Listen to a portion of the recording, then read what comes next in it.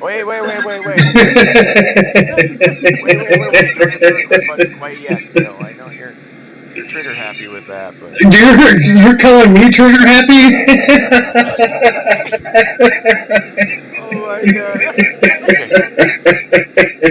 So hello. Hello. Uh, I'm sorry. I don't think I actually caught your real name. Oh, my name You can use a synonym if you want. Yeah, but I was just gonna say, Dale. This is, and then I didn't have anything to go. DC. Yeah, you can call me DC. That works. Okay, Dale. This is DC. DC. This is Dale. This this is my boy. Sometimes we you know, like I don't generally use my face. I really do like my anonymity. Yeah, you can put yourself on video if you want, or you can put up a picture, but Bob will have to tell you how to do that. I don't know. Yeah, I haven't figured out a online persona account quite yet. I'm still working on that myself. I got a motherfucking brand right there on the wall. I stole those letters from a bank. I'm Well, proud of you. That's awesome. That's rad. I like it. Anyway, But yeah. so generally what we do is we like throw down a freaking story, and actually before we got too far, I kind of wanted to like sort of present this idea to you guys. Now that there's three of us, maybe my issue, at least my personal weakness is guys, I need more stuff on the screen. Wait. Yeah. Like I'll babble. I don't know. I'll start going off on some great big metaphysical freaking tangent, and the next thing I know, man, it's gone. Like the whole like my whole video's gone, and like I can touch on any of the stuff that I was wanting to talk about. It's just like completely makes no sense, and there's no reason to do. Yeah, it's Actually, and then that's where I come in. Our last video was actually an hour long, but I was there keeping him on track, making sure he's sent. It helps. It helps. But it's not only that. It's easier for me to talk to somebody, and so I figure that other people have this experience as well. Talking into a blank screen is kind of difficult anyway. So like maybe like we can collaborate and talk to one another about the things that we see over the last week. On camera. That's kind of the idea. Okay, so it's pretty much a briefing of all like the fuckery that's going on in the world in the media. Yes. Pretty much just kind of like bullshit, if you will. Trying to, yeah. There's a lot of it. Yeah, we can usually, like, if we try to do two stories in the same episode, it's a challenge. Yeah, because we get in the weeds. That's true, but that's kind of the point. Is like we usually try to do a backup story or another one or a third one or a fourth one. Generally speaking, I bring up the international affairs and the economics, because the vast majority of the time, like the real economic stories are just completely ignored, not just glossed over, not just lied about. And I'm proud of that. I'm really proud of that. Yeah. No, I really pride myself in breaking news. We broke news one time. We have. We've done it. We've done it twice. So yeah. Okay. And what do you think that? Okay, you brought me in here. Like, what do you think I bring to the table? What do you think? Like, what I? Well, that's the point. Like, you called me for like the round table. You know, so like, tell me.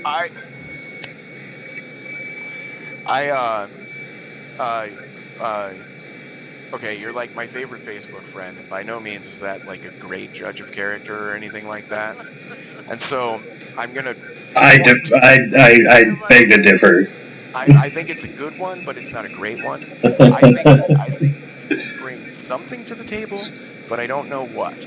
And so what you bring to the table is kind of what do you want to bring? That's up to you. Okay. Yeah, like seriously, literally, the stuff is wide open. Like, and it's not like I generally do this. It's just these are generally the kinds of stories I'm looking at.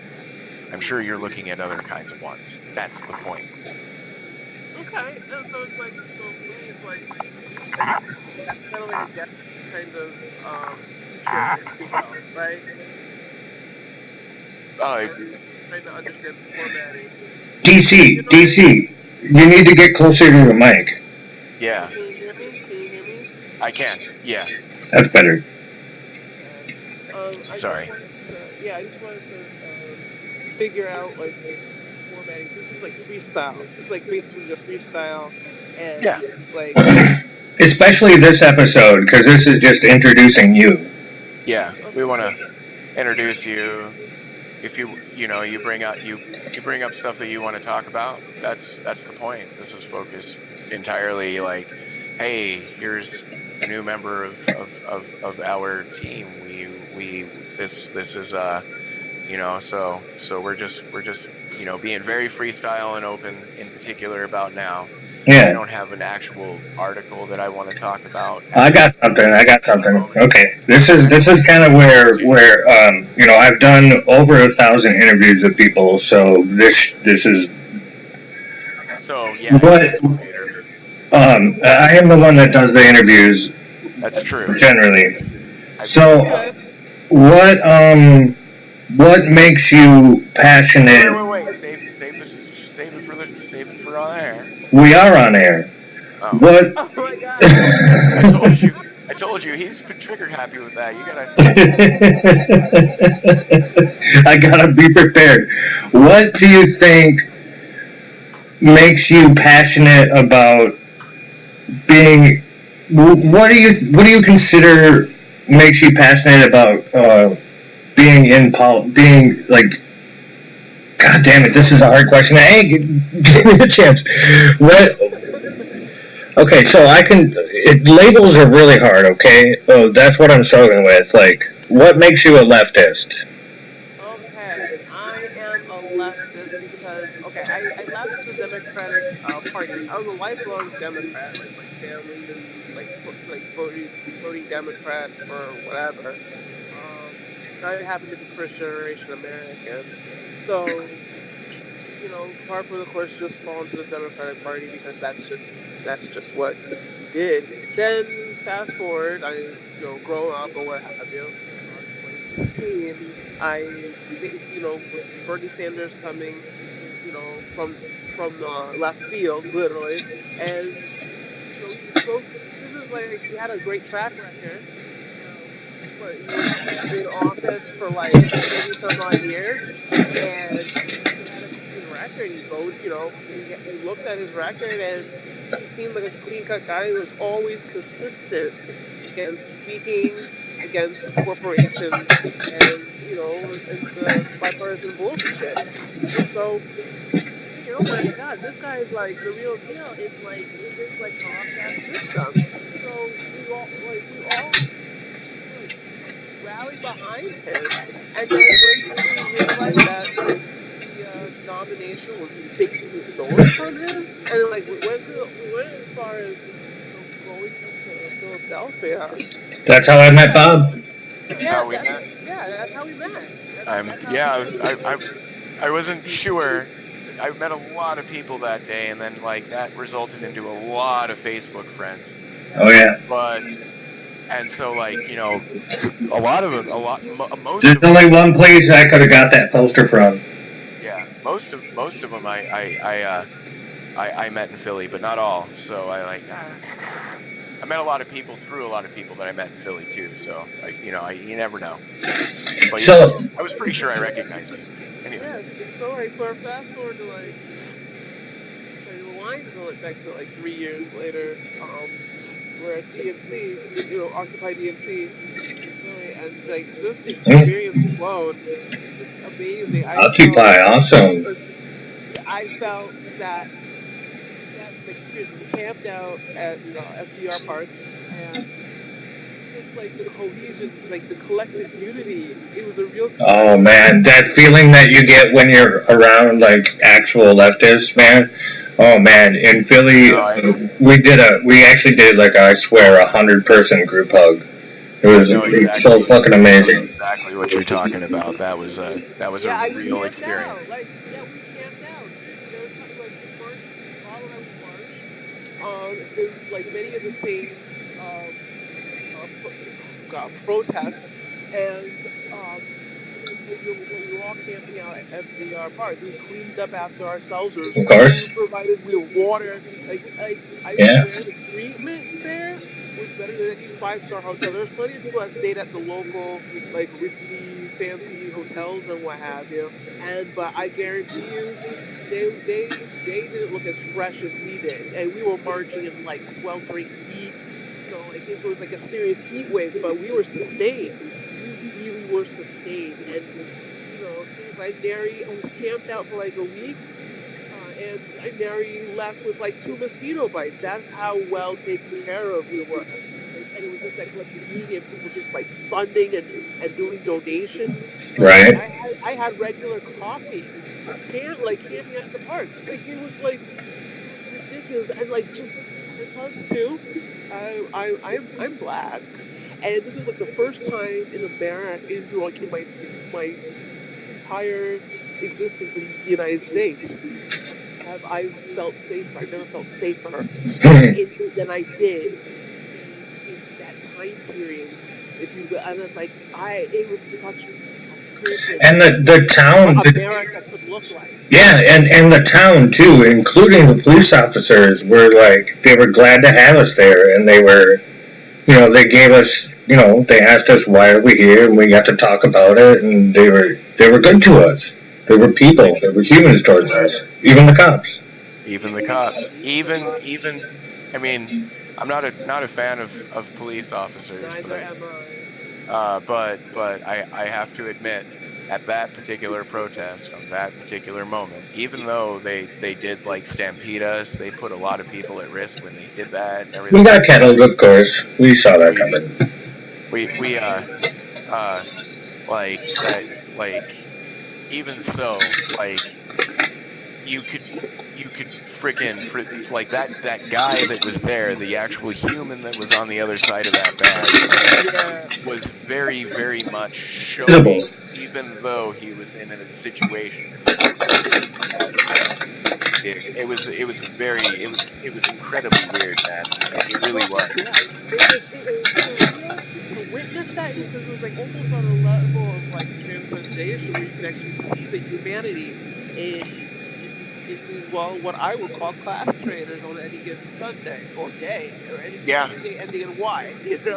So like like to see that and like basically they were listening because we weren't taunting them per se, but we were like speaking to their humanity. We were like, like Yep. if you guys weren't behind the badge, like we would say things like, if you guys weren't behind the badge, we would have a beer with you. It's like you really should be on our side. You're protecting like state interests. You're really part of us.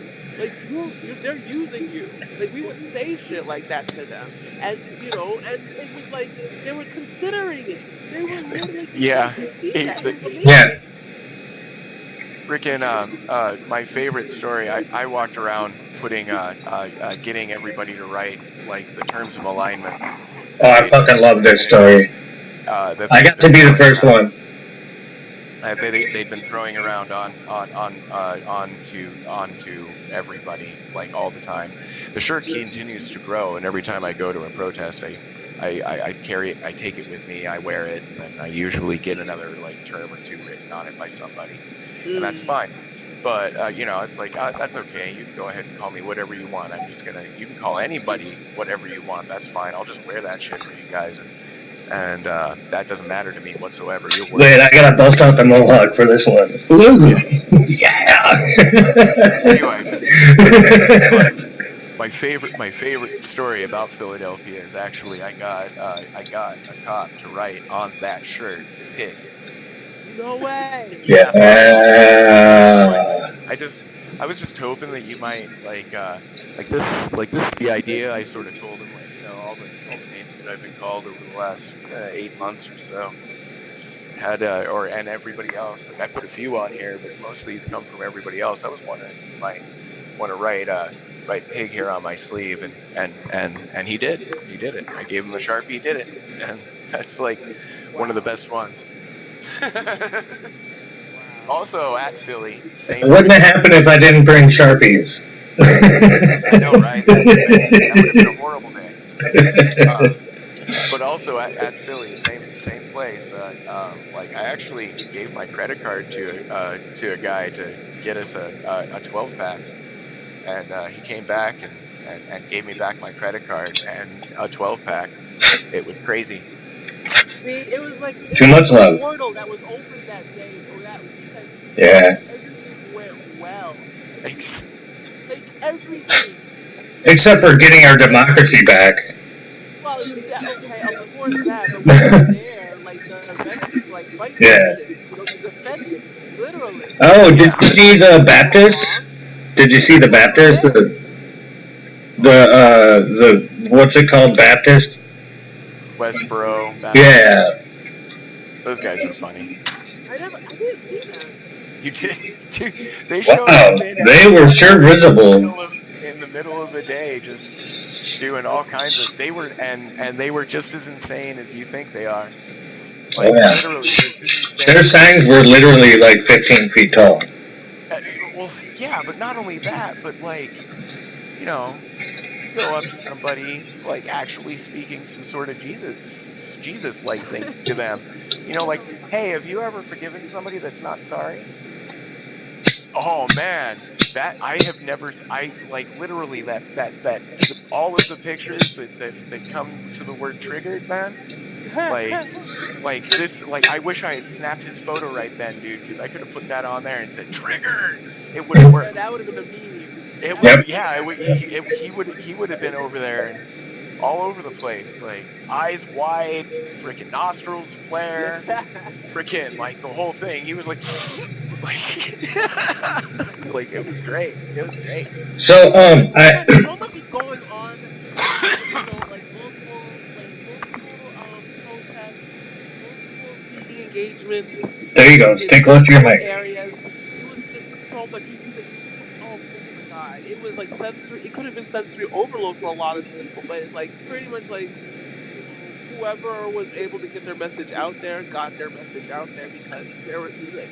There was a lot going on, that's for sure. I mean, I brought my neighbor, and he just sat at camp, and he had an amazing experience just sitting at. Even you said stationary. There was no way we were going to get that message, of like, our democracy is being robbed.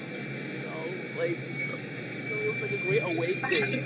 It really was. It was a interesting moment. I can freaking say like So- it was definitely. I really do think that like there's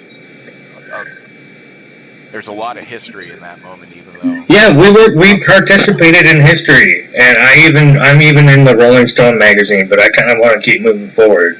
Yeah, let's move forward. Yeah, that's amazing, and I'm glad we all got to rub each other with sensual oils.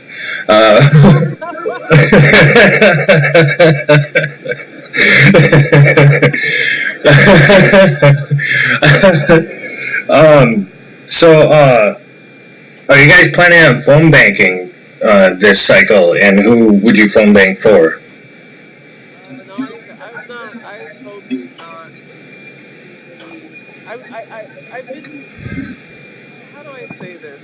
I've been jaded, if you will. I'm just. I'm done with, any sort of reform, if you will, of the system. I believe the system has gone so far down to fucking shit that it's like the only way out is destroy it through fire. You have to just there's no point anymore. It's like the system is fucked. There's no fixing it. It just needs to come to an end, so we can burn it down and start afresh. Seriously, like we're due for another plague. We're due for another flood or some bullshit because this is ridiculous. Everyone is pretty much like become political goldfish. All these so-called leftists who are like, oh, fuck the system. Now they're like all on the, let's give Nico a chance, or Elizabeth Warren Right. 2020. Right. It's like, fuck y'all, you fucking, like, traitors. But it feels like, So I I don't feel like know. I know where you fall on the revolutionary versus reformist argument. I might have a clue. Yeah, that's cool. I support it. I'm just done. I'm over it, honestly. If honestly, the DNC, clearly their establishment, uh, their establishment Democrats are nothing but neoliberals and they're corporatists. The same thing with the neoconservatives. They're not. There's no longer a two-party system. It's all an oligarchy. They're also Mhm. corporate interests. They don't care. The government stopped being by the people for the people a long time ago, and not to mention, black people were only able to even taste a little bit of air from the Right. hundreds of years Right. of chokehold. And it's like, Especially walking away from that event, like it was clear to me. I'm voting for Jill Stein. Like, yeah, Sam, who I did you voted vote for her for? last election too, and Yeah. I wanted to vote with my values, my principles. I wanted to sleep well at night, So I had to I do it. voted, and then of course, a lot of liberals that were friends at one point are no longer friends with me. Blamed me for Trump winning. That's some fucking bullshit. So All we wanted, yeah, all we wanted was to get her to 5%, and we did. But the voting machines took it back. I swear we did. I swear we it's did. rigged.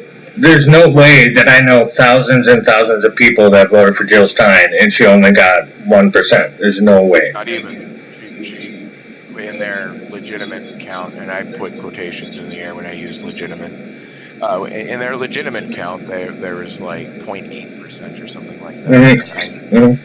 And I mean, I can only point to like my exact area and everything, but there were 12 people that I knew for a fact were going to vote for Stein.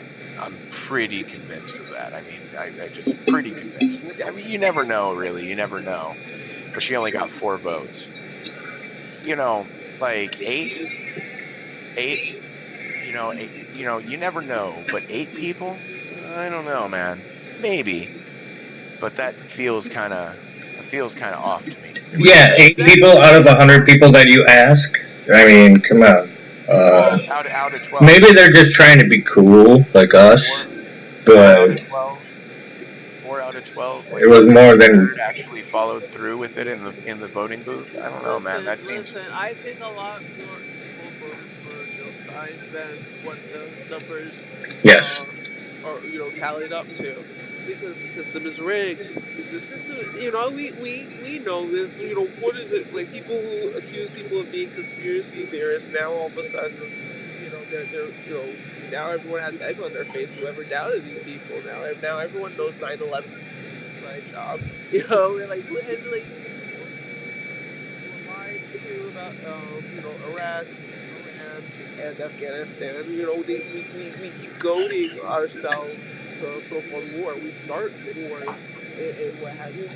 So in order to keep these wars going, in order to keep this American lifestyle going, this is like they go to war in all of our names, even though we don't sanction them as a people. Honestly. However, the system has to be run. The system has to has to be fed. The beast has to be fed, and and one way to feed the beast is to make sure the people are getting spoon-fed lies steadily. Let them eat war. It's too much. So I don't believe in the system anymore. I no longer believe it. I put my all in 2016, and I saw that it was they were pipe dreams. The system isn't as ideal.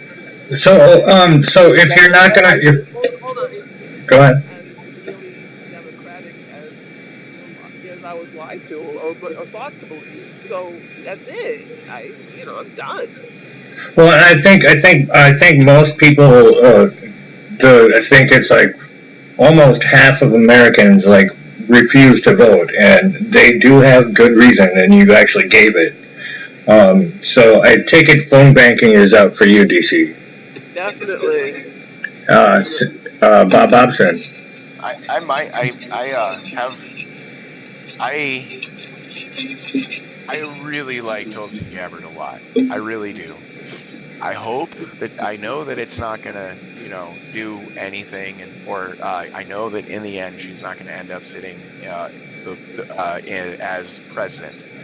But since what I did in 2016 got us to a situation in which it's actually legitimately Bernie might actually walk away with that nomination, I feel that there might be some